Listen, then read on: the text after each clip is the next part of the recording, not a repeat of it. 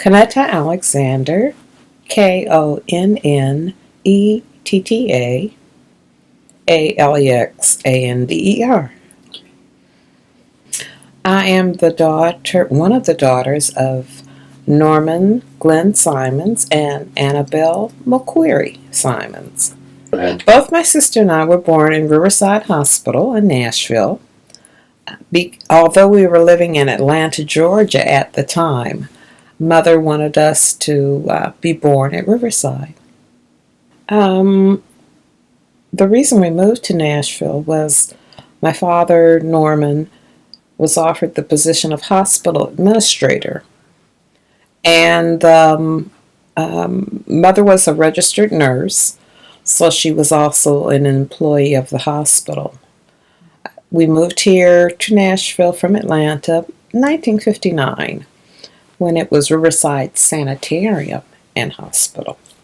The steps in the front, when you walked up the steps in the front of the hospital, there was the receptionist admitting on your right-hand side.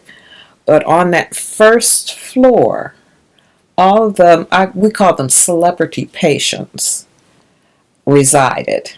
And they were mainly patients that came to the sanitarium to rest. No major health issues.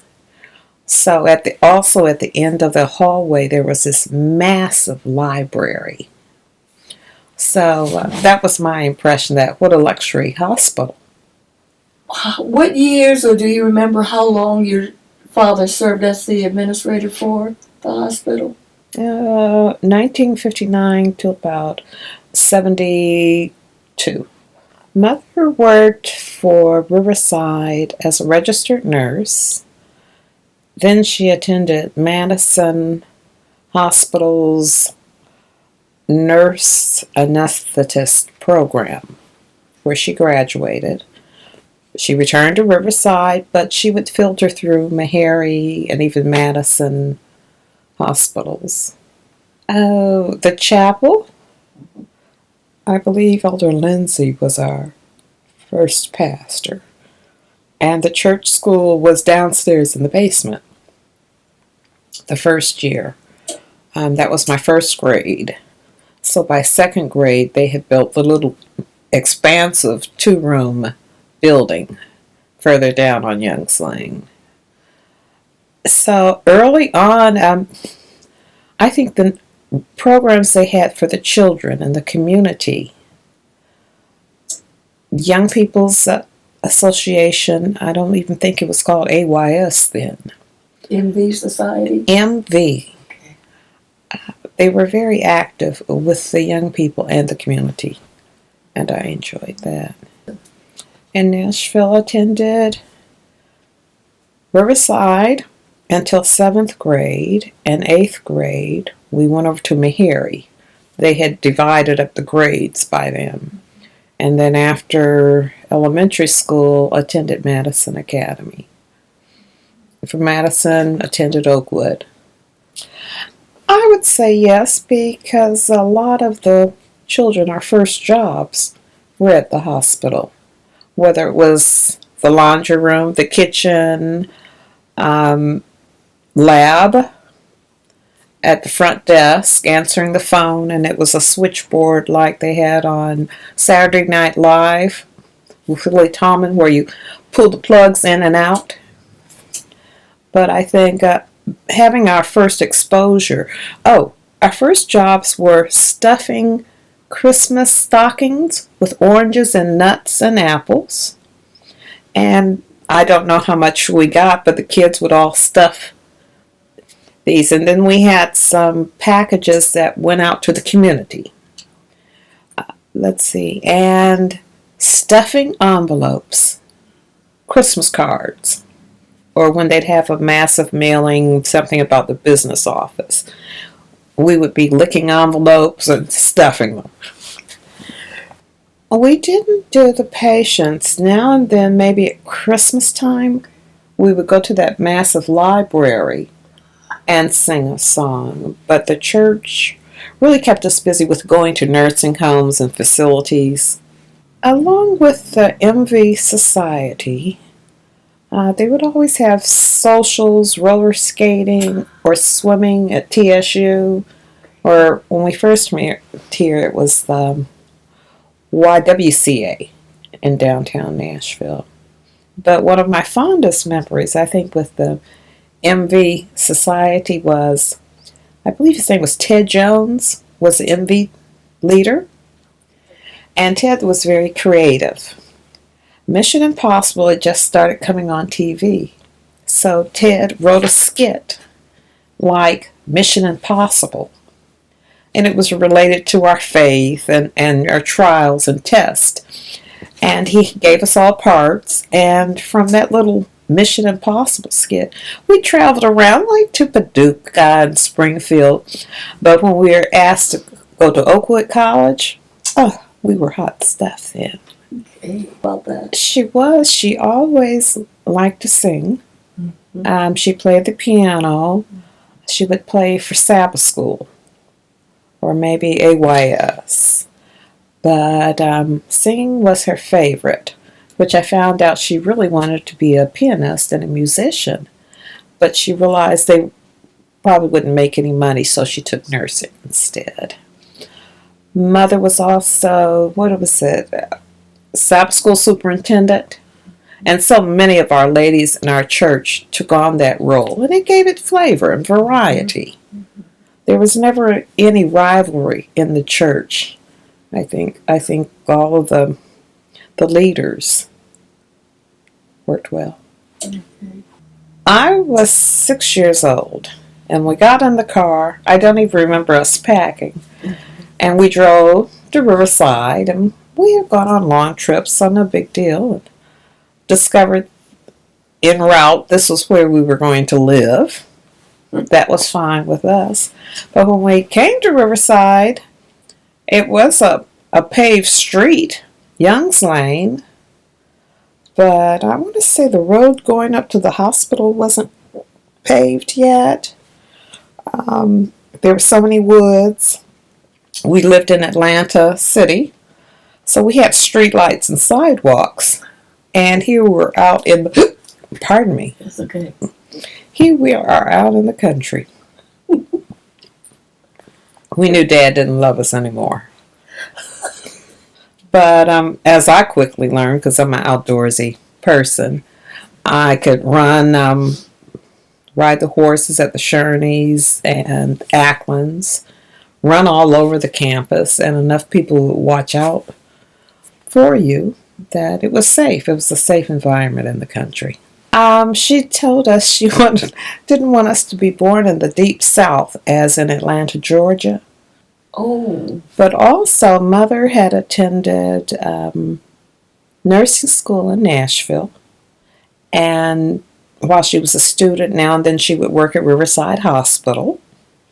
So she was very fond of Riverside Sanitarium and Hospital. And I think she felt more comfortable with the diet and the treatment.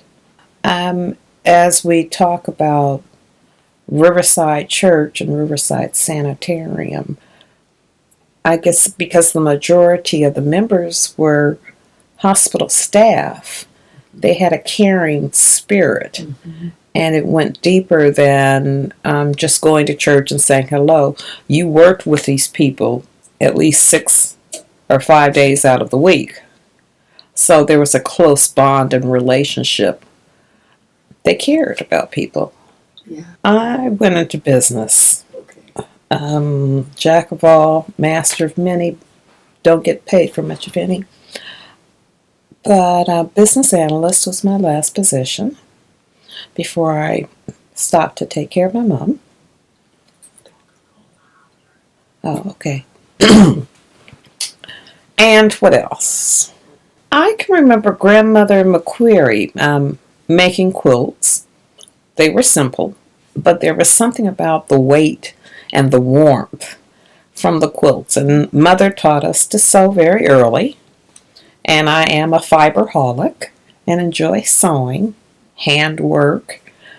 So I had a lot of leftover material I couldn't get rid of, and I started making quilts.